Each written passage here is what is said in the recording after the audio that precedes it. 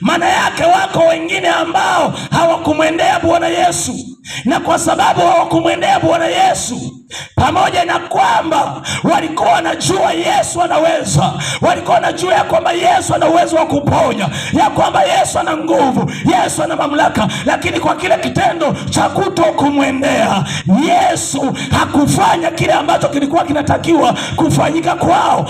Ila huyu alipogundua ya kwamba Yesu anaweza, na hapa sasa natakiwa nimfuate, akamfuata. Cha kwanza alimsujudia, maana yake alisalenda kwake, maana yake alijinyenyekeza kwake, maana yake alitaka msaada kwake. Akamwambia Yesu, ukitaka sikiliza, jioni ya leo Yesu anataka, jioni ya leo Yesu anataka.